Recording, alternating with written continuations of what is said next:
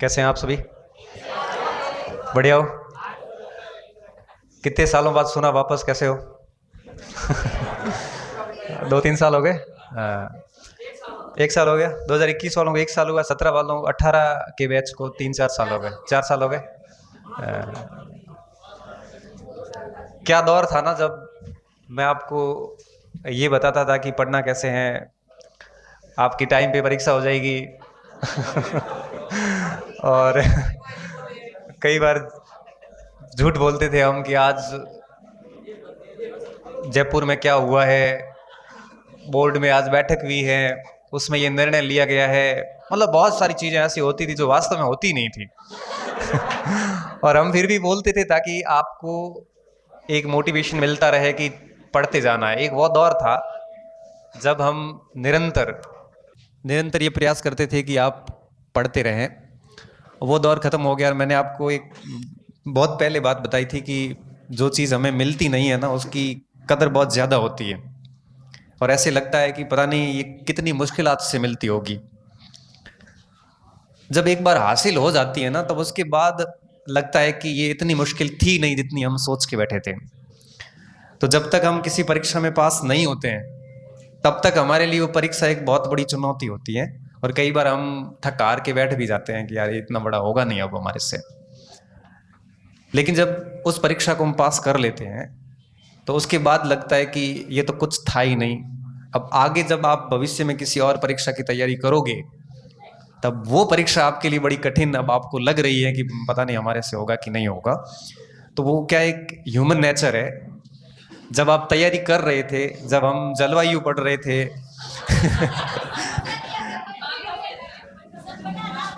या फिर हम जैव विविधता पढ़ रहे थे, तो ऐसी कई सारी शिकायतें आपकी रहती थी जब आप पढ़ते थे। कई बार आप मेरे पास आते थे, सर उन गुरुजी ने जल्दी में पढ़ा दिया है।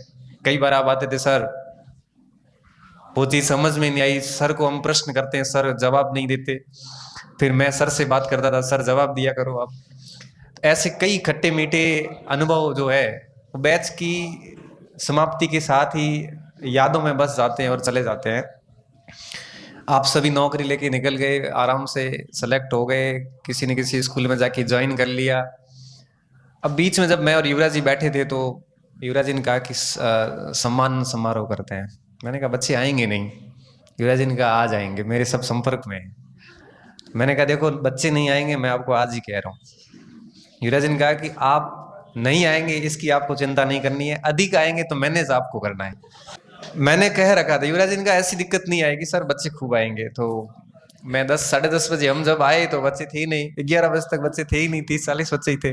मैंने कहा देखो युवराज जी बच्चे नहीं आएंगे। अब बच्चे रहे ही नहीं वो, अब अध्यापक बन गए हैं, विद्यालयों में चले गए हैं।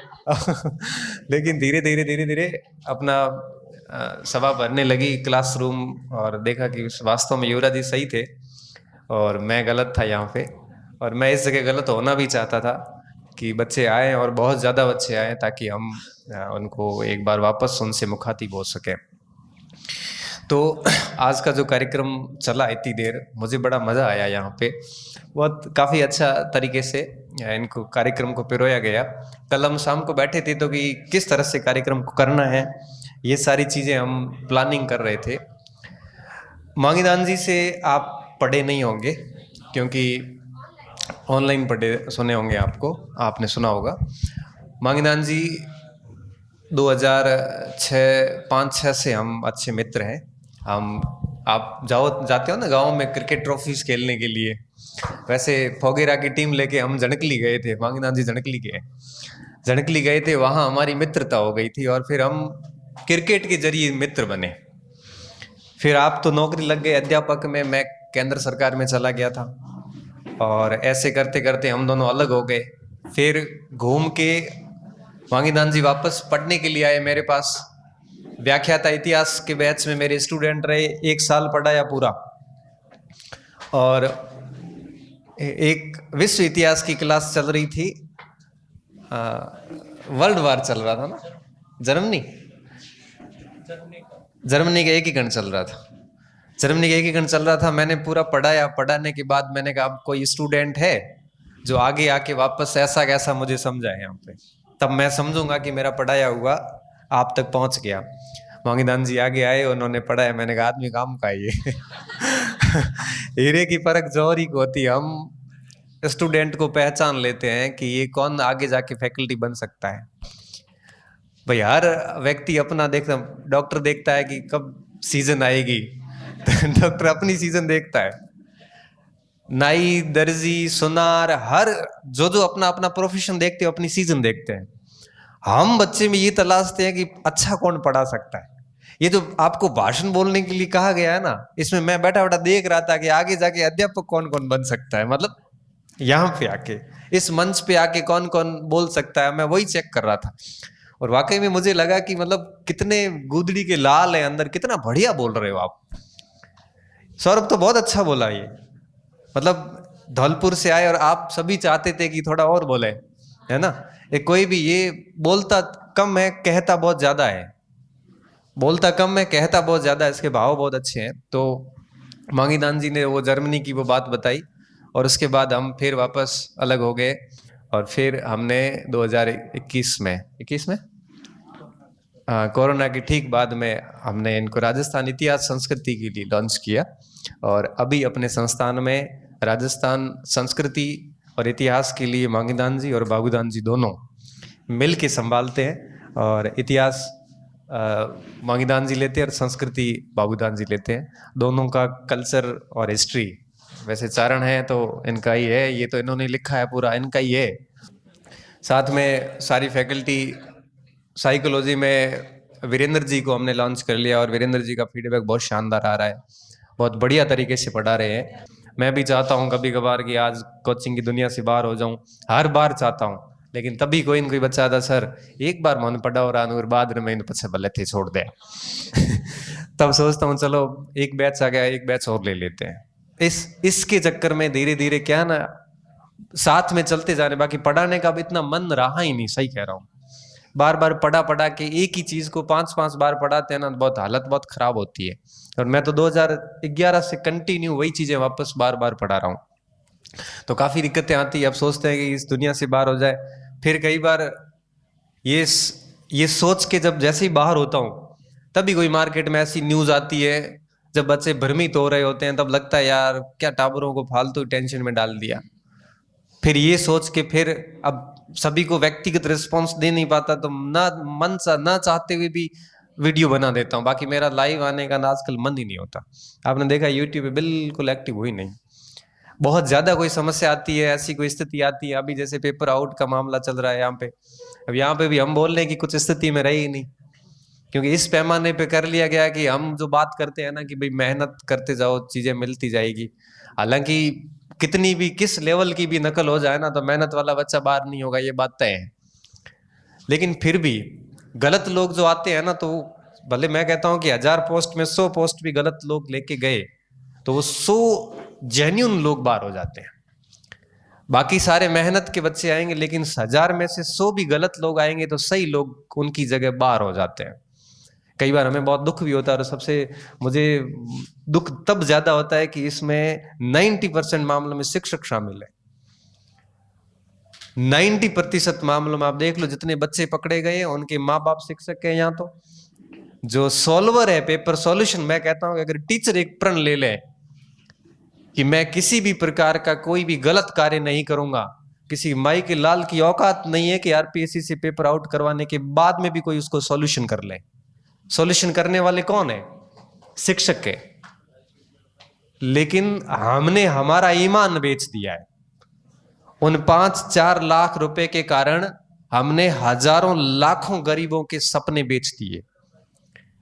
सिर्फ और सिर्फ गलती है तो मैं इस पूरे घटनाक्रम जो हो रहा है ना हर भर्ती परीक्षा में, इसके पीछे सारी जिम्मेदारी मैं किसी अधिकारी के ऊपर हम नहीं डालेंगे कि उन्होंने तो ईमान बेचा ही बेचा है। लेकिन सबसे बड़ी जो कमी रही है ना, वो रही है शिक्षकों की। पेपर सॉल्यूशन ही नहीं होता तो आउट करवा के क्या कर लेंगे? ये जितने गैंगस्टर सॉल्यूशन पेपर निकाल रहे हैं ना, इन लोगों से सॉल्यूशन नहीं होगा, एक सवाल नहीं हल होगा।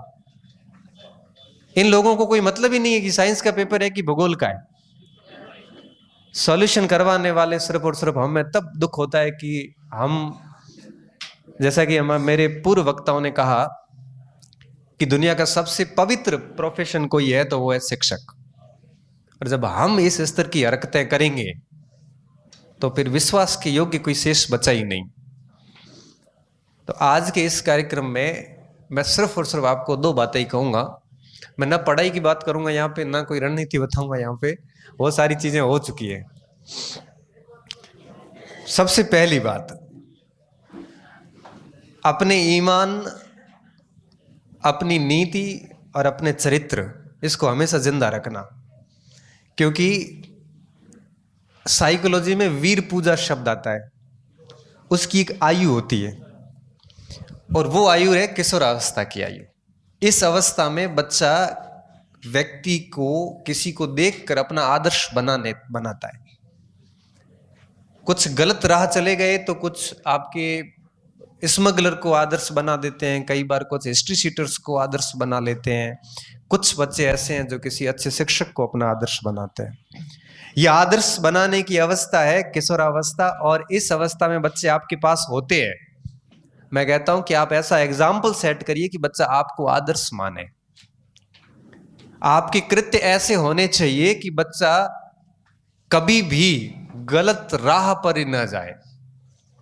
क्योंकि ये नर्सरी है, ये पौधशाला है जहां से निखर कर बच्चे बाहर निकलते हैं। आप वहां पे कैसी शिक्षा देते हो उनको। और एक और बात, आदर्श आप तभी स्थापित कर पाओगे जब आप वैसा आचरण करोगे। मैंने देखा शिक्षकों को क्लास के अंदर ऐसे जर्दा खाते हुए, वो क्या आदर्श स्थापित कर रहे हैं। मैं शिक्षकों को यह भी देखता हूं कि साइड में जाके बीड़ी सिगरेट पी के आते हैं। चलो वो उसकी पर्सनल लाइफ है, कम से कम चलो बच्चों के सामने तो ना करें। मैंने शिक्षकों को ऐसे झूठ बोलते हुए, गप्पे ठोकते हुए भी देखा है, बबूल के नीचे बैठ के, नीम के नीचे स्कूल के ग्राउंड के अंदर। इस तरह से हरकतें जब हम करते हैं, मैं ऐसा नहीं कह रहा हूं हम इंटेलेक्चुअल नहीं, हमारे अंदर जितनी बुद्धि है ना, इतना पूरी दुनिया में किसी भी प्रोफेशन में नहीं है। मास्टर जितनी प्रतिभा किसी में नहीं है। लेकिन समस्या पता है कहां है? समस्या सिर्फ एक जगह है कि हम भूल जाते हैं। हम नौकरी सरकारी में आते ही लगता है कि अब हम सिक्योर हो गए, अब हमें बाहर निकालने वाला कोई नहीं है। तो मैं सिर्फ पहली चीज आपको ये कहूंगा कि अपनी नीति, मतलब नैतिकता, अपना चरित्र। मैं चारित्रिक पतन होते हुए शिक्षकों को देख रहा हूं। जब कभी स्कूल की छात्राओं और शिक्षक के बीच के संबंधों को आप कई बार अखबारों में पढ़ते होंगे, मतलब वो आपके बच्चियों जैसी है, आपकी नीयत खराब हुई कैसे? ऐसा चारित्रिक पतन कभी मत करना, अपनी नैतिकता कभी खोने मत देना। और सबसे बड़ी बात कि आदर्श स्थापित करो कि बच्चे आपके जैसे बने। आप जैसा शिक्षक चाहते हो ना, जैसे हम लोग जब पढ़ाने आते थे क्लासरूम में, आप क्या चाहते थे? आप ये चाहते थे कि इतना बढ़िया पढ़ाए कि हमें समझ में आ जाए। आप जैसा शिक्षक चाहते थे ना आपके लिए, मैं चाहता हूं कि आप अपने स्टूडेंट के लिए वैसा शिक्षक बने। आप जो आप दूसरों में चाहते हो, मैं चाहता हूं कि आप में वो विकास हो गुणों का, तब जाके जनरेशन सुधरेगी। केवल किताब पढ़ाने से काम नहीं होगा। किताब पढ़ाने से, जैसा सौरभ ने बताया कि किताबें आपको ज्ञान दे सकती है, आपका नॉलेज बढ़ा सकती है, लेकिन एक अच्छा व्यक्ति नहीं बना सकती। और शिक्षक बनने के बाद में एक और विद्यार्थी ने बोला था कि आपकी जिम्मेदारियां बढ़ गई है। सोशल मीडिया पे आपका व्यवहार जो है वो आप किसी भी, कोई भी ऑथेंटिक स्रोत होता है उसी में। मैं आपको बताऊं कि मैं कई 6-7 सालों से फेसबुक वगैरह पे लिख रहा हूं। जब भी मैं लिखता हूं ना तो अच्छे अच्छे लोग पढ़ते हैं, कलेक्टर से लेके अध्यापक तक, और कहते हैं कि सर ने लिखा है ना, इसका मतलब बात में कुछ तो है। मैं ऐसी मेरी छवि क्यों बनी? ऐसी इसलिए बनी कि मैं कभी भी बिना किसी स्रोत के, बिना किसी साक्ष्य के, जल्दबाजी में कभी कोई बात नहीं लिखता हूं। पूरी तफ्तीश करता हूं, सारे स्रोत चेक करता हूं, इधर से उधर से, और लास्ट में बात प्रमाणिक हो जाती है कि अब इसको हिला नहीं सकता कोई, तब जाके मैं उस पर पोस्ट करता हूं। क्यों? क्योंकि मैंने ऐसा परसेप्शन सेट किया है। और एक बच्चे ने जो बात कही ना कि सोशल मीडिया पे आपकी जिम्मेदारी बढ़ गई, अब आप वो बच्चे नहीं रहे, आप शिक्षक बन गए हैं। और समाज, शिक्षक बिगड़ जाता है ना तो पीढ़ियां पीढ़ियां बिगड़ जाती है। तो सोशल मीडिया वगैरह पे जब भी कोई कहां पे कुछ लिखो, आगे फॉरवर्ड करो, तो कम से कम उसके पीछे का मूल स्रोत चेक करो कि बात सही है कि नहीं है। क्योंकि शिक्षक अगर ऐसे फॉरवर्ड करने की परंपरा, व्हाट्सएप यूनिवर्सिटी का स्टूडेंट बन गया तो इसको, देश को संभालने वाला कोई नहीं। हकीकत की बात बता रहा हूं। तो मैं आप सभी को यही कहूंगा कि विद्यालय में एक आदर्श स्थापित करें, कोई ऐसी अनैतिक कार्य ना करें, कोई ऐसा गलत कार्य ना करें। भले गलत आपको नहीं लग रहा हो लेकिन होता है, ऐसा कोई गलत ना कार्य ना करें कि बच्चे आपसे सीखें कि मैं भी यही करूंगा क्योंकि मार सा भी तो जर्दो खाएंगे। ऐसी चीजों से बच के रहो। एक तो शिक्षा मेरी ये। दूसरी बात, जब मैं कभी क्लास लेने जाता हूं तो 3 घंटे क्लास ली हो मैंने या 4 घंटे क्लास ली हो, मुझे नहीं कभी मैंने नहीं देखा कि मेरी क्लास में कोई बच्चा बात कर रहा हो। यह बात आप सभी को बहुत अच्छे से पता है। 4-4 घंटे की क्लास में भी बच्चे आराम से सुनते, भले उसके पसंदीदा टॉपिक नहीं भी चल रहा हो तो भी वो सुनता है। क्यों? उसके पीछे का मेन कारण ये होता है कि मैं आपके स्तर तक जाके पहले टॉपिक को खोल के घर पे होमवर्क करके फिर आपको समझाता हूं, ताकि आप मेरे साथ जुड़े रहें और टॉपिक स्टार्ट से लेके लास्ट तक आप मेरे साथ जुड़े रहते हो। और मैं विश्वास के साथ कह सकता हूं कि जितने भी मैंने आपको टॉपिक पढ़ाए थे वो आप आज वापस रजिस्टर देख के किसी को भी वापस पढ़ा सकते हो। तो मैं ये बात इसलिए कह रहा हूं कि आप भी इस प्रकार का शैक्षणिक टीचिंग स्किल डेवलप करें, बच्चों को पढ़ाएं और हमेशा से अपडेट रहें। कभी भी ऐसा ना हो कि आपको देश दुनिया में क्या हो रहा है आपको पता ना हो, ऐसी स्थिति नहीं आनी चाहिए। फुटबॉल का वर्ल्ड कप हुआ है अभी, आपको सारी नॉलेज होनी चाहिए उसके बारे में, तो आप बच्चों को बता सकोगे। अगर आपकी दिमाग कोई जंग लग गया, जिस दिन शिक्षक पढ़ना छोड़ देता उसकी अकादमिक आत्महत्या हो जाती है। अकादमिक आत्महत्या समझते हो? एकेडमिक सुसाइड जैसे बोल सकते हो। जिस दिन आपने पढ़ना छोड़ दिया उस दिन आप मृत हो, कोई काम के नहीं हो। आप में और बाहर के व्यक्ति में कोई फर्क नहीं है। इसलिए हर दिन पढ़िए आप। मैं पिछले 12 साल से नौकरी कर रहा हूं, विभिन्न विभाग देखे हैं मैंने, केंद्र सरकार से लेकर राज्य सरकार तक सारे। मुझे नहीं पता कि मैंने कब 5-7 दिन से ज्यादा रेस्ट की है। मैं हर दिन पढ़ता हूं, आज सुबह भी अखबार पढ़ के आया हूं। हर दिन कोई न कोई नई चीज सीख की जाता हूं। क्यों? क्योंकि मुझे पता है कि मैं सीखूंगा तभी मैं आपको सिखा पाऊंगा। कोई भी व्यक्ति अपने आप में पूर्ण नहीं है और एक शिक्षक हमेशा एक छात्र होता है। जिस दिन शिक्षक ने अपनी छात्र वाला गुण छोड़ दिया ना, उस दिन आप दुनिया से इतने पिछड़ जाओगे कि इस लाखों की भीड़ है ना शिक्षकों की, उसमें से आप अलग कभी नहीं हो पाओगे। अब देख लो, राजस्थान भर में हजारों शिक्षक है, लेक्चरर है, प्रोफेसर है, सारे है। अब आंख बंद करके रात को सोचना कि आप कितने शिक्षकों से प्रभावित हैं, तो 4 या 5 नाम आएंगे। फिर सोचना कि वही नाम क्यों आए, क्योंकि उन्होंने कुछ एक्स्ट्रा एफर्ट्स लगाए थे जिसकी वजह से आप उनको याद करते हो।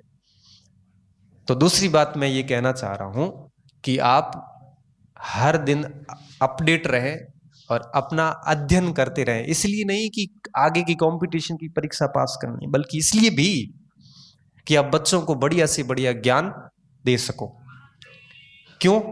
क्योंकि बच्चे बड़ी आकांक्षा के साथ आपके पास आते हैं और आपको ही कुछ नहीं आ रहा है तो आप बच्चों को क्या सिखाओगे। इसलिए हमेशा पढ़ते रहो। और क्योंकि इस पढ़ने के आपको फिर 2 फायदे होंगे। पहला फायदा ये होगा कि आप बच्चों को बढ़िया नॉलेज दे पाओगे। देखना, एक विद्यालय में बच्चा 2 चीजों से डरता है। यहां डरता है डंडे से, जो बहुत ज्यादा मारता है, पीटीआई साहब उससे डरता है। पीटीआई जैसे डरता था पहले का बच्चा। आजकल वो बात है नहीं। आप किसी को मारोगे तो आरटीआई की धारा हो, कौन सी 29 है, कौन सी 17, मजो हो जाए। ठीक है। दूसरा, आप मार किसी को सकते नहीं। बच्चा आपसे भयभीत होगा। दूसरा कारण है वो है नॉलेज, ज्ञान। बहुत ज्यादा जो बहुत अच्छा टीचर पढ़ाता है, जिसके पास नॉलेज है, आप देखना बच्चा नजर झुका के उससे बात करता है। हिम्मत नहीं होती उससे बात करने की। क्यों? क्योंकि इसके पास ज्ञान नामक शक्ति है। आप याद करना, पिछले जितने भी शिक्षक हैं उनमें से आपने सबसे ज्यादा किसी की रेस्पेक्ट करिए तो वो उसकी करिए जिसके पास में नॉलेज है। और रेस्पेक्ट से नजरें झुक जाती है, उसे हम भय कह सकते हो। वो डर नहीं है, वो है सम्मान से झुकी हुई नजरें, और वो हमेशा उसके अंदर ही रहना चाहता है।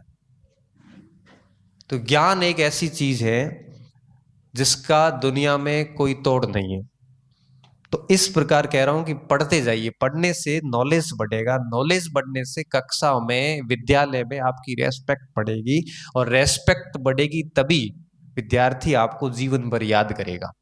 एक तो फायदा इसका ये। दूसरा फायदा इसका ये है कि जितना बढ़िया पढ़ोगे उतना ही आगे करियर में आप आगे गति करोगे, थर्ड ग्रेड से सेकंड ग्रेड, कॉलेज लेक्चर वगैरह। क्योंकि ऐसा नहीं है कि आप बच्चों का समय खराब करके और आप अपनी पढ़ाई करो, ये भी बहुत गलत बात है। 2013 की मैं बात करता हूं, मेरे आरएस के मेंस आए, तो मैं मेंस देने के लिए जा रहा था, तैयारी के लिए, सॉरी, 1 महीना पहले निकल रहा था। तो मेरी मम्मी ने पूछा कि मारवाड़ी में बात करी कि तू जावे तो लारे थारे स्कूल में को करो है, मैं स्कूल में चला ले हूँ, चला लेना तो नहीं जे चला ले। तो माँ के चला लेना मतलब तनखा बीजी आ है को आए, तनखा आ जा है, तो तू स्कूल जावे कौन तो थारे तनखा को करा है, मैं चला ले हूँ। अब माँ के शब्द सुनिया, माँ ने कहा दिख रहा है कि अगर ये टाबर और तो फोगुट रो खाई तो थारे नौकरी नौकरी लागे। अगर इन बच्चों का आप खाओगे तो जा भले, लेकिन है रिजल्ट तेरा गड़बड़ है। क्यों? क्योंकि बेचारे उनकी पढ़ाने के लिए तो आपको सैलरी दे रहे हैं, और आप चला लेंगे। ऐसे करके आप अपना प्रोग्रेस में लगे हुए हो। या तो आपको छुट्टी वुट्टी लेके निकल जाओ, या बेहतर है कि यहीं बैठ के तैयारी कर लो। तो पढ़ाने के साथ में अगर आप खुद पढ़ोगे तो आपको कहीं भी जाने की जरूरत नहीं, आप वहां बैठे बैठे कर सकते हो। क्योंकि आपने एक परीक्षा पास की, एक नहीं बल्कि 2 की है, तो आपको पता है कि परीक्षाएं कैसे पास करनी है और कैसे पास होती है। अब ये बात मुझे आपको बताने की आवश्यकता नहीं है। ये बात दूसरी। और तीसरी बात, आप सभी शिक्षक हैं और शिक्षक पीढ़ियों का निर्माण करता है, ये बात किसी से छुपी हुई नहीं है।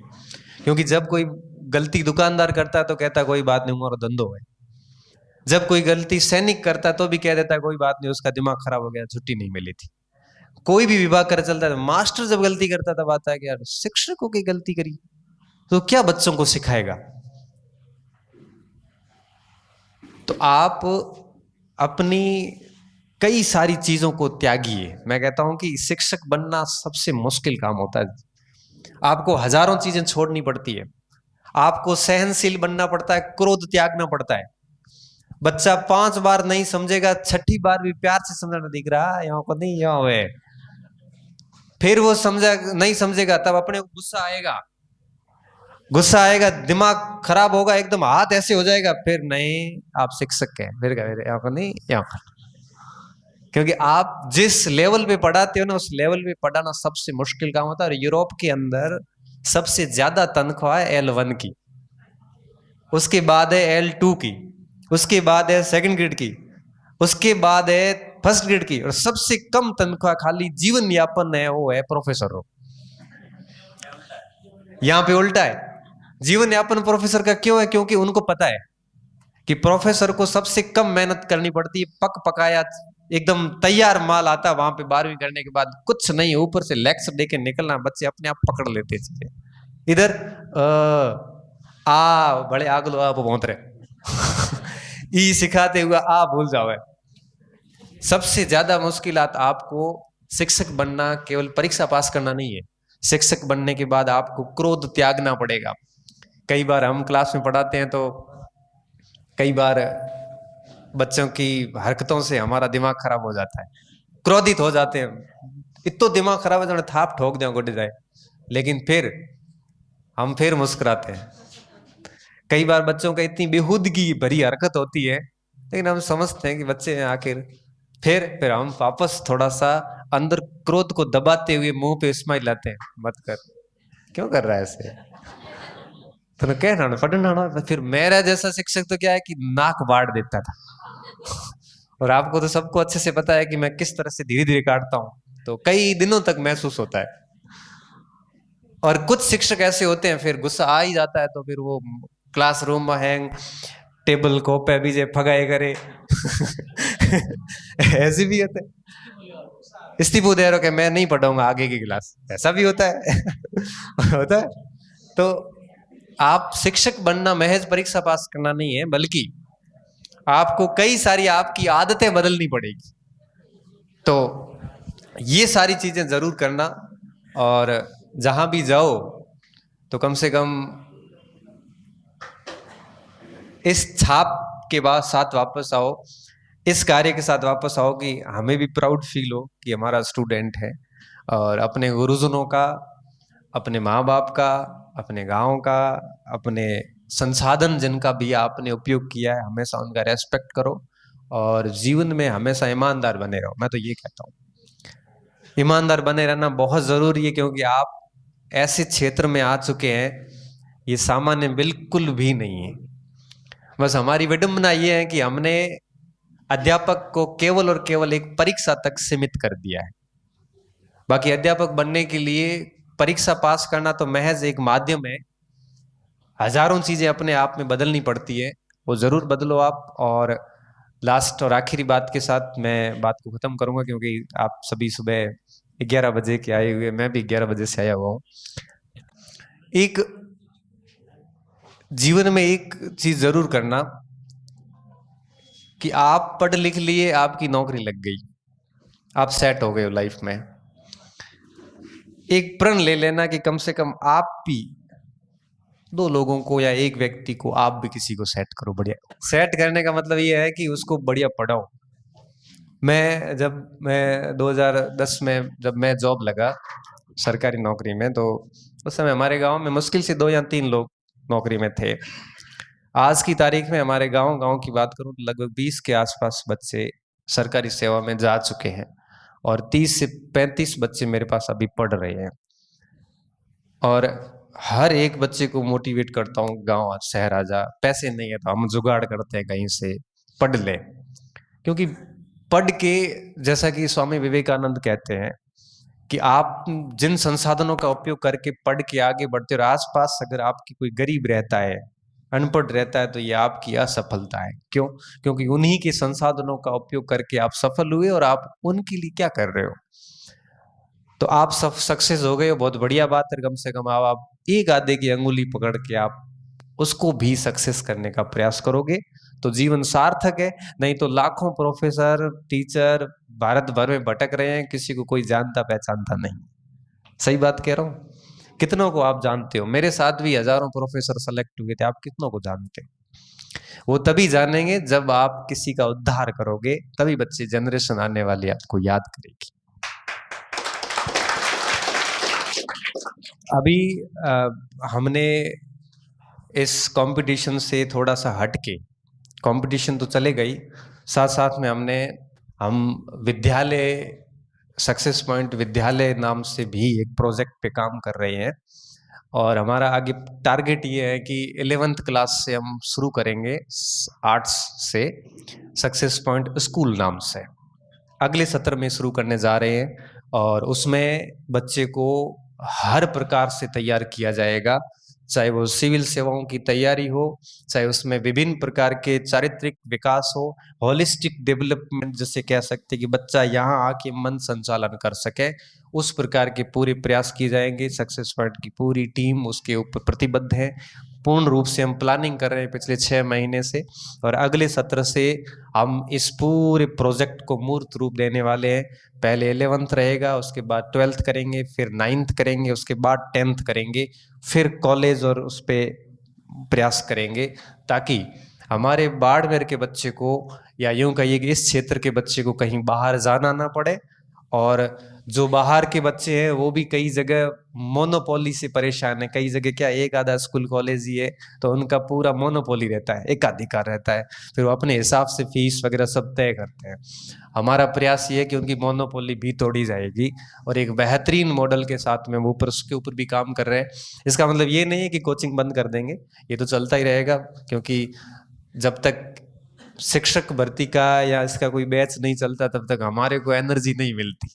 अभी 18 तारीख को हमने अध्यापक का बैच विदाई के साथ में समापन किया उसका। 18 तारीख से लेके आज 28 तारीख है, 10 दिन से हमारा मन ही नहीं लग रहा है। बाहर आ रहे हैं, कोचिंग आते हैं, वापस घूमते हैं, जैसे कि कोचिंग की जान चली गई हो। फिर ये हमारा क्या एक रोमांचक बना रहता है, हमेशा बना रहता है। तो आप सभी के साथ ही कोचिंग की रौनक है और विद्यालय की रौनक आपकी विद्यार्थी है। तो खूब सारी मेहनत कीजिए, खुद भी कीजिए और बच्चों को भी पढ़ाइए। एक सफलता अटक के रह गए ना तो लोग संयोग या फिर उसको उस जगह जोड़ेंगे जिस जगह आपका कोई लेना देना ही नहीं है। इसलिए कम से कम आप बस से जुड़ने से बचें और बढ़िया मेहनत करें और जीवन में आप जितना डिजर्व करते हैं उसको पाएं। और इसके साथ ही मैं मेरी बात को यहीं ख़त्म करूंगा। माँ सरस्वती के वंदन के साथ ही माँ सरस्वती को प्रणाम करते हुए मैं मेरी बात को ख़त्म करता हूं, क्योंकि मैं मेरे जीवन में सरस्वती, माँ सरस्वती के अलावा और किसी को इतना नहीं मानता जितना उनको मानता हूँ। आबू रोड में मंदिर भी है माँ सरस्वती का, मैं वहाँ पे भी जाके आया हूँ, क्योंकि उन्हीं की बदौलत आज हम सब हैं। आप सभी भी मानिए, क्योंकि माँ सरस्वती कभी भी अपना ऋण अपने ऊपर नहीं रखती। ठीक है, बहुत